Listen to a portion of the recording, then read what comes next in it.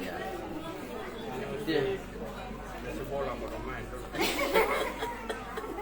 Oh, itu main bola paling semangat. Apalagi yang tadi bilang laki-laki. Iya, memang dia anaknya kebal, tapi ini harus kerja. Ini nona dong. Sama nih. Makan nasi Nona. kok setelah minum susu. Yang muda tuh. Nasinya kan mana? Sonnya apa? Maksudnya sonnya ada bau-bau sonnya. Setelah makan nasi muntah atau perut sakit. Belum minum susu. Belum minum susu.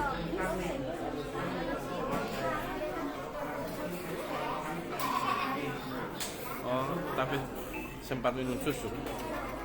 Sudah di botol toh.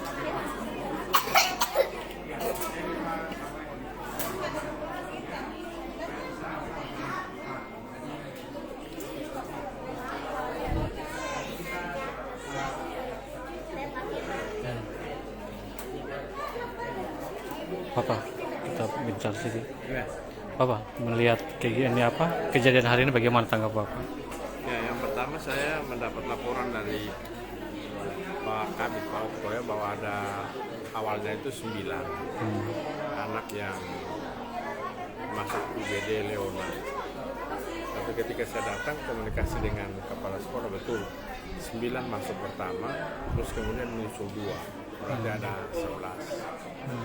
Nah, memang ini kalau menurut saya memang perlu dievaluasi ya terkait MBG ini, khususnya dapur-dapur tertentu, karena MBG di Kota Kupang ini kan sudah cukup banyak, tapi dapur-dapur yang lain itu kan tidak ada masalah, sedangkan yang beberapa masalah ini harusnya kita evaluasi supaya ke depannya anak-anak orang itu bisa menikmati MBG ini sesuai dengan harapan dari pemerintah pusat Pak Prabowo, bahwa anak-anak ini bisa menikmati makan yang bergizi dalam rangka mereka menjadi anak-anak yang hebat di tahun 2045. Itu kalau menurut saya substansinya, sehingga teman-teman yang ada di dapur itu mengerti betul kondisinya supaya memberikan makanan anak-anaknya yang betul-betul higienis. Ya, mungkin dari Dinas Pendidikan sendiri, apakah akan mengumpulkan semua kepala sekolah sama vendor-vendor yang membawa MBG sendiri? Ya, memang kita belum punya terlalu jaringan ya terkait dengan vendor-vendor ini, tapi nanti kita cari tahu vendornya, karena setahu kami itu ada koordinator kotanya. Nah, koordinator kota ini yang perlu kita undang untuk bisa kita bicarakan dari hati ke hati untuk bisa memberikan makanan yang baik dari masing-masing dapur itu. Untuk kejadian, apakah ada sanksi Bapak untuk kejadian ini?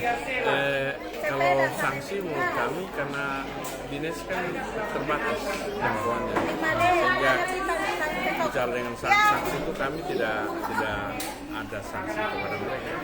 Mungkin kita minta dengan ini ya, ketua Kota Kupang untuk bisa menangani ini secara lebih baik. Pesan kepada semua MBG sama sekolah-sekolah yang Berharap semua dapur yang ada supaya memberikan makanan yang begitu higienis kepada siswa. Dan ini yang pertama kan sudah terjadi di SMP Negeri 8, terus sekarang di SD Negeri 5 lagi. Nah, kalau bisa ini cukup, terakhir sudah, jangan ada masalah lain, karena kalau menurut saya sederhana saja, kalau mereka siapkan makanan yang higienis pasti tidak ada masalah. Bapak ini kalau menurut Bapak sebaiknya seperti apa yang dari Dinas Pendidikan? Apakah dialihkan ke sekolah? Begini, karena keputusan terkait dengan MBG ini kan keputusan pemerintah pusat ya, bahwa menghadirkan sejumlah dapur, sehingga kami pasti tidak bisa mengatakan lain kecuali dapur itu yang dimaksimalkan untuk tidak boleh ada makanan yang apa makanan yang kadaluarsa diberikan kepada siswa. Seharusnya makanan-makanan yang sangat higienis.